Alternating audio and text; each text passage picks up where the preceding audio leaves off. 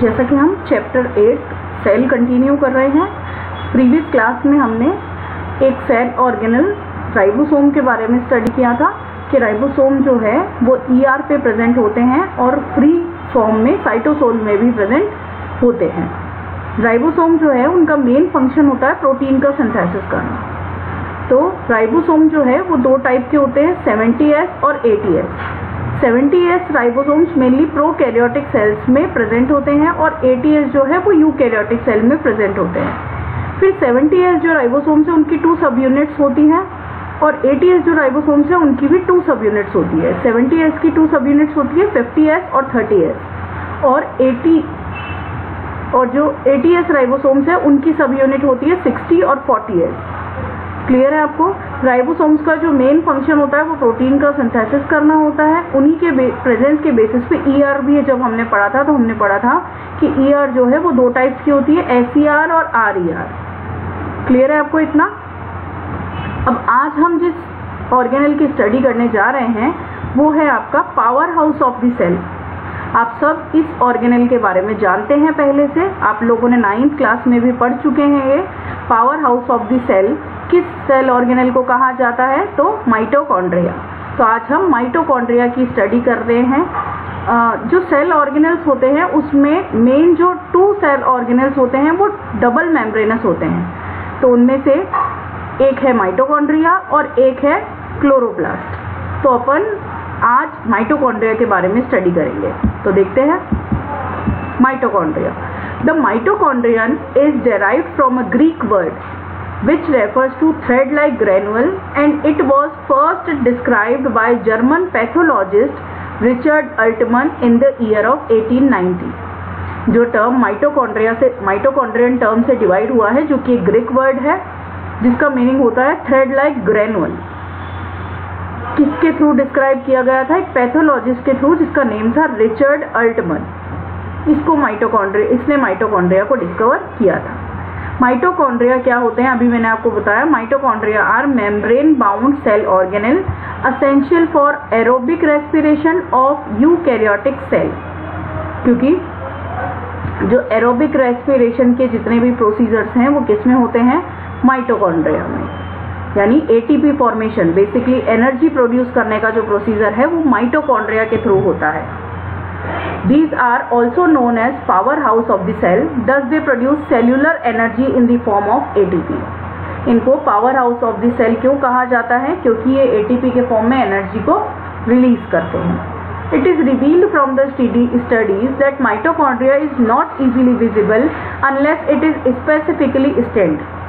Mitochondria जो है अगर अपन नॉर्मल माइक्रोस्कोप से देखें तो हमें इजीली विजिबल नहीं होगा सेल के अंदर। हमें तभी विजिबल होगा जब हम स्पेसिफिक माइक्रोस्कोप के थ्रू उसकी स्टडी करेंगे या स्पेसिफिकली उसे स्टेन करके। फिर स्टेन करने का मतलब होता है किसी भी सेल को स्टेन अगर हम करते हैं तो स्टेन करने का मतलब होता है उसे कलर देना। तो ऐसे ही अगर हम स्पेसिफिकली माइटोकॉन्ड्रिया को कलर देंगे तब जाके वो हमें दिखाई देता है सेल के अंदर, वो भी सिंपल माइक्रोस्कोप से नहीं दिखाई देगा। Mitochondria are present in all living cell except prokaryotic cell and certain specialized eukaryotic cell। Mitochondria mostly prokaryotic cell में एब्सेंट होता है और कुछ यूकैरियोटिक सेल में भी एब्सेंट होता है, such as anaerobic cells and mature RBC। Mature RBC के अंदर माइटोकॉन्ड्रिया प्रेजेंट नहीं होता। The mitochondria divide by fission. Mitochondria जो डिवाइड होते हैं वो किसके थ्रू डिवाइड होते हैं? फिजन। आप क्या जानते हैं फिजन के बारे में? फिजन जो होता है जैसे डबल फिजन जो हम देखते हैं तो वो क्या होता है? एक cell single cell 2 equal cells में डिवाइड हो जाती है, उसे फिजन कहा जाता है। तो इसी मेथड से जो माइटोकॉन्ड्रिया है वो डिवाइड होता है। अब हम देखते हैं स्ट्रक्चर ऑफ माइटोकॉन्ड्रिया। तो ये आपको माइटोकॉन्ड्रिया का इमेज दिखाई दे रहा है। इसमें ये आपको ब्लू कलर में जो बाउंड्री पे मेम्ब्रेन दिखाई दे रही है वो है आउटर मेम्ब्रेन। ये रही आउटर मेम्ब्रेन। तो जैसा कि हमने पढ़ा माइटोकॉन्ड्रिया जो है वो डबल मेम्ब्रेनस होता है। तो ये जो ब्लू कलर में आपको दिख रही है ये है आउटर मेम्ब्रेन और अंदर आपको फोल्ड बनाए हुए एक और मेम्ब्रेन ये जो दिखाई दे रही है इसे कहते हैं इनर मेम्ब्रेन। ये जो इनर मेम्ब्रेन है ये फोल्ड होकर के किसका फॉर्मेशन करती है? क्रिस्टी का। ये जो फॉर्म हुई है ऐसे फॉर्म होकर के जो स्ट्रक्चर ऐसे फोल्ड होकर के जो स्ट्रक्चर फॉर्म कर रही है उसे क्या कह रहे हैं हम? क्रिस्टी। तो आउटर मेम्ब्रेन प्रेजेंट होती है, ओवल शेप का होता है ये माइटोकॉन्ड्रिया। आउटर मेम्ब्रेन ये प्रेजेंट है जो रिजिड होती है, शेप चेंज नहीं होता, और इनर मेम्ब्रेन कुछ फोल्ड्स का फॉर्म करती है, उन्हें कहा जाता है क्रिस्टी। इसके अंदर फ्री राइबोसोम्स भी प्रेजेंट होते हैं, ये आपको दिख रहे हैं डॉटेड स्ट्रक्चर, जो कि क्या है, राइबोसोम्स। इनमें डीएनए भी खुद के प्रेजेंट होते हैं। हम पहले भी पढ़ चुके हैं कि क्लोरोप्लास्ट और माइटोकॉन्ड्रिया दो मेन ऑर्गन ऐसे हैं जिसमें खुद का डीएनए और खुद के राइबोसोम्स प्रेजेंट होते हैं, जो कि सिर्फ उन्हीं के लिए स्पेसिफिकली प्रोटीन का सिंथेसिस करेंगे। तो ये जो राइबोसोम्स हैं ये माइटोकॉन्ड्रिया के लिए प्रोटीन का सिंथेसिस करते हैं, और ये क्या प्रेजेंट है इनमें, थ्रेड लाइक स्ट्रक्चर, डीएनए, और ये कुछ ग्रेनुअल्स प्रेजेंट होते हैं। और इस मेम्ब्रेन बाउंड स्ट्रक्चर के अंदर जो फ्लूइड फिल्ड रहता है उसे कहा जाता है मैट्रिक्स। और जो इनर मेम्ब्रेन और आउटर मेम्ब्रेन के बीच में जो स्पेस होता है, ये स्पेस आपको दिख रहा है, इस स्पेस का नेम क्या होता है, इंटर मेम्ब्रेन स्पेस। ठीक है, तो ये था आपका माइटोकॉन्ड्रिया का स्ट्रक्चर। अब हम इसको अच्छे से डिटेल में पढ़ेंगे।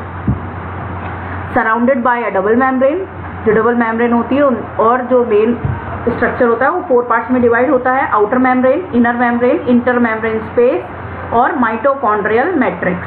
4 पार्ट्स में डिवाइड होता है। अब एक एक पार्ट्स को हम डिटेल में स्टडी करेंगे। सबसे पहले हम देख रहे हैं outer membrane. Outer membrane is smooth, forms the continuous boundary of the organelle. जो आउटर मेम्ब्रेन होती है वो स्मूथ होती है और ऑर्गेनेल की कंटिन्यूअस बाउंड्री का फॉर्मेशन करती है। अभी अपन ने देखा कहीं से भी फोल्डेड नहीं है, कंटिन्यूअस स्मूथ आउटर मेम्ब्रेन होती है। Similarly to the eukaryotic plasma membrane, eukaryotes में जैसी प्लाज्मा मेम्ब्रेन होती है वैसे ही माइटोकॉन्ड्रिया की आउटर मेम्ब्रेन होती है। किससे बनी हुई होती है, प्रोटीन और फॉस्फोलिपिड की। प्रोटीन के बारे में आप सब जानते हैं, प्रोटीन क्या होता है। फॉस्फोलिपिड क्या होता है कि लिपिड जो है यानी फैट का जो मॉलिक्यूल है वो अगर फॉस्फेट के साथ कंबाइन हो जाता है तो उसे फॉस्फोलिपिड कहा जाता है। दोनों इक्वल 1:1 के रेशियो में रहते हैं और किसका फॉर्मेशन करते हैं, इसकी आउटर मेम्ब्रेन का। Contain porin protein make the membrane permeable. एक अलग टाइप के प्रोटीन भी प्रेजेंट होते हैं इनकी मेम्ब्रेन में, आउटर मेम्ब्रेन में, जो कि पोर्स का फॉर्मेशन करते हैं और मेम्ब्रेन को परमिएबल बनाते हैं, यानी माइटोकॉन्ड्रिया के अंदर और बाहर मॉलिक्यूल्स के ट्रांसपोर्ट में हेल्प करते हैं। नेक्स्ट है आपकी इनर मेम्ब्रेन। प्रोटीन और फॉस्फोलिपिड की बनी होती है ये भी, लेकिन 80-20 के रेशियो में, यानी प्रोटीन मोस्टली प्रोटीन से बनी हुई होती है, इसीलिए इनके अंदर जो है मेन राइबोसोम्स खुद के प्रेजेंट रहते हैं, क्योंकि इसका मेन पूरा स्ट्रक्चर किस पे बेस्ड होता है, प्रोटीन बेस्ड होता है। और 20 के रेशियो में किससे बनी होती है इनर मेम्ब्रेन, फॉस्फोलिपिड्स की। रिच इन कार्डियोलिपिड, ये कार्डियोलिपिड फॉस्फोलिपिड का एग्जाम्पल है। कार्डियोलिपिड टाइप का जो फॉस्फोलिपिड है वो सबसे ज्यादा प्रेजेंट होता है इनर मेम्ब्रेन में। Makes the inner membrane impermeable, ये इनर मेम्ब्रेन को इम्परमिएबल बनाता है ये phospholipid. Semi permeable to some metabolites, क्योंकि ये सेलेक्टिवली परमिएबल होती है ये भी, तो कुछ मॉलिक्यूल्स के लिए तो परमिएबल होगी और कुछ के लिए इम्परमिएबल होगी। Molecules require special transport protein to enter और एग्जिट द मैट्रिक्स। इनके अंदर मैट्रिक्स में एंट्री और एग्जिट के लिए कुछ स्पेशल जो है ट्रांसपोर्ट प्रोटीन प्रेजेंट होते हैं। It is infolded into the matrix as incomplete partition called cristae. ये जो इनर मेम्ब्रेन है ये फोल्ड होकर के इनकम्प्लीट पार्टीशन फॉर्म करती है, जिन्हें क्या कहा जाता है, cristae. Cristae expand the surface area of inner mitochondrial membrane contain protein. ये क्या करते हैं, सरफेस एरिया को बढ़ाते हैं इंटर माइटोकॉन्ड्रियल मेम्ब्रेन के। Specific transport protein in cristae में प्रेजेंट होते हैं। Protein of electron transport chain, अभी अपन आगे एक चैप्टर में पढ़ेंगे कि रेस्पिरेशन जो होता है, एरोबिक रेस्पिरेशन, वो 3 मेन साइकिल्स के थ्रू होता है, ग्लाइकोलाइसिस, टीसीए, क्रेब्स साइकिल, और थर्ड होता है इलेक्ट्रॉन ट्रांसपोर्ट चेन। तो ये उसी के बारे में है कि उसमें जो प्रोटीन रिक्वायर्ड होते हैं वो इलेक्ट्रॉन ट्रांसपोर्ट चेन के लिए जो प्रोटीन की रिक्वायरमेंट होती है वो भी क्रिस्टी में प्रेजेंट होते हैं। एटीपी सिंथेज, हमने ये पढ़ा है कि माइटोकॉन्ड्रिया मेन क्या फंक्शन करता है, एटीपी का फॉर्मेशन। तो ये एक एंजाइम है एटीपी सिंथेज जो एटीपी का फॉर्मेशन करवाएगा। The density of cristae determines the intensity of respiration, यानी क्रिस्टी की जो डेंसिटी यानी कितने ज्यादा क्रिस्टी प्रेजेंट होंगे वो क्या करेंगे, रेस्पिरेशन की इंटेंसिटी को बढ़ाएंगे, रेस्पिरेशन को अच्छे से करवाएंगे। इंटर मेम्ब्रेन स्पेस, थर्ड इसका पार्ट है इंटर मेम्ब्रेन स्पेस, जो कि आउटर और इनर मेम्ब्रेन के बीच में प्रेजेंट होता है। Between the outer membrane the inner membrane, between the outer membrane and the inner membrane.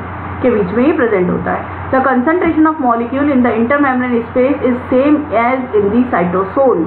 जो कंसंट्रेशन होती है मॉलिक्यूल्स की वो सेम साइटोसोल की जैसे ही होती है इस इंटरमेम्ब्रेन स्पेस में।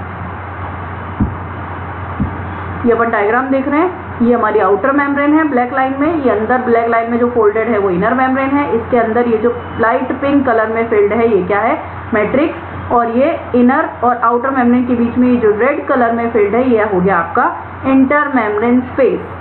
अब लास्ट हम पढ़ रहे हैं ये pink coloured substance jelly like, जो क्या है, माइटोकॉन्ड्रियल मैट्रिक्स। जेल लाइक होता है, अभी मैंने आपको बताया, कंटेन हंड्रेड्स ऑफ एंजाइम, क्योंकि जो तीनों मैंने आपको बताया प्रोसीजर, ग्लाइकोलाइसिस, क्रेब्स साइकिल और इलेक्ट्रॉन ट्रांसपोर्ट चेन, उसके अंदर अलग अलग टाइप के एंजाइम्स रिक्वायर्ड होते हैं। तो इस मैट्रिक्स के अंदर वो सारे टाइप के जो एंजाइम हैं वो प्रेजेंट होते हैं।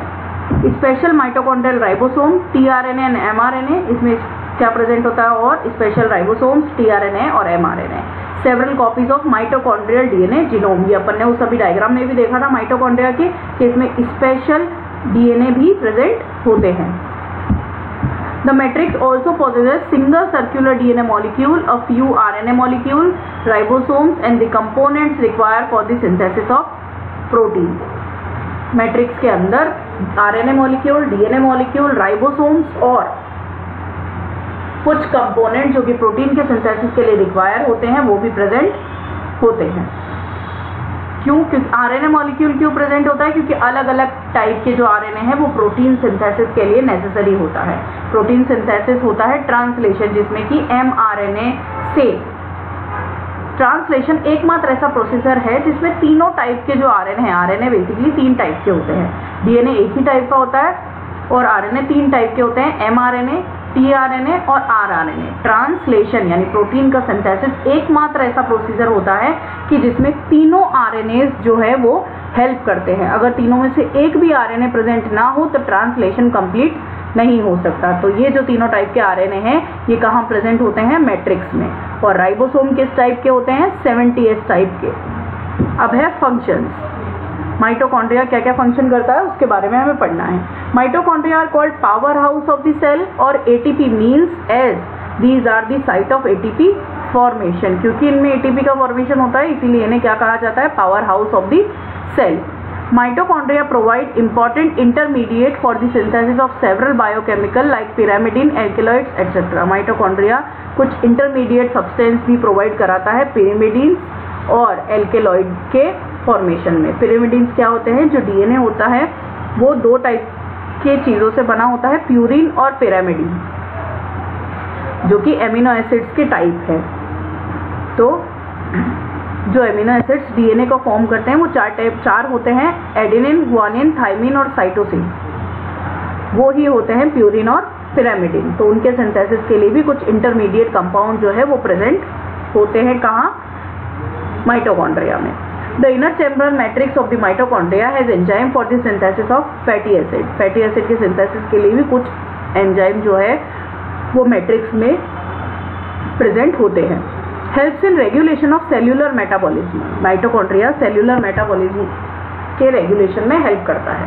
Helps in apoptosis. अपोप्टोसिस होता है कि कोई भी अगर सेल जो है वो डेड हो जाती है या उसकी डेथ जो है वो प्रोग्राम्ड होती है। अपोप्टोसिस होता है programmed cell death. Cell death की जो प्रोग्रामिंग होती है उसे ही क्या कहा जाता है? अपोप्टोसिस, यानी सेल की डेथ होना, यानी लिविंग सेल जो है वो डेड सेल में कन्वर्ट हो जाना क्या कहलाता है? Apoptosis. Mitochondria of spermatid form middle piece of the sperm during spermiogenesis. जब स्पर्मियोजेनेसिस प्रोसीजर होता है स्पर्म का फॉर्मेशन, स्पर्म जो होता है मेल स्पर्म वो 3 पार्ट्स में डिवाइडेड होता है, हेड, मिडिल पीस और टेल। जो मिडिल पीस होता है उसमें बहुत सारे माइटोकॉन्ड्रिया प्रेजेंट होते हैं जो कि स्पर्म को मूवमेंट करने के लिए एनर्जी का प्रोडक्शन करते हैं और उसे एनर्जी प्रोवाइड कराते हैं। तो माइटोकॉन्ड्रिया का स्पर्म में भी बहुत मेन रोल होता है। तो ये हमने माइटोकॉन्ड्रिया का स्ट्रक्चर पढ़ा, हमने माइटोकॉन्ड्रिया के फंक्शन पढ़े और माइटोकॉन्ड्रिया क्या है और किस में हेल्प करता है हमने वो पूरा प्रोसीजर को पढ़ा। एक बार फिर से हम रिकॉल कर लेते हैं। माइटोकॉन्ड्रिया एक छोटा ऑर्गेनेल है जो कि अगर स्पेसिफिकली स्टेन हो तो ही हमें दिखाई देगा। माइटोकॉन्ड्रिया का जो स्ट्रक्चर है वो ओवल शेप होता है और माइटोकॉन्ड्रिया के अलग अलग पार्ट्स के बारे में हमने पढ़ा। डबल मेम्ब्रेनस स्ट्रक्चर है, अंदर वाली जो मेम्ब्रेन होती है वो फोल्डेड होके एक स्ट्रक्चर फॉर्म करती है जिसे कहा जाता है क्रिस्टी, और इसके अंदर एक फ्लूइड फिल्ड रहता है इनर मेम्ब्रेन के अंदर जिसे कहा जाता है मैट्रिक्स। उस मैट्रिक्स में अलग अलग टाइप के चीजें प्रेजेंट होती है जैसे कि राइबोसोम्स, डीएनए, आरएनए, जो कि अलग अलग फंक्शंस करते हैं। जैसे राइबोसोम्स माइटोकॉन्ड्रिया के लिए प्रोटीन का फॉर्मेशन करते हैं, डीएनए आरएनए भी उसमें प्रोटीन सिंथेसिस में, अभी मैंने आपको बताया कि डीएनए और आरएनए दोनों इंपॉर्टेंट है, इसीलिए दोनों प्रेजेंट होते हैं। और कुछ एंजाइम भी प्रेजेंट होते हैं क्योंकि जो एरोबिक रेस्पिरेशन में, एनारोबिक नहीं, जो एरोबिक रेस्पिरेशन में एंजाइम्स की रिक्वायरमेंट होती है वो सारे किधर प्रेजेंट होते हैं, माइटोकॉन्ड्रिया में ही।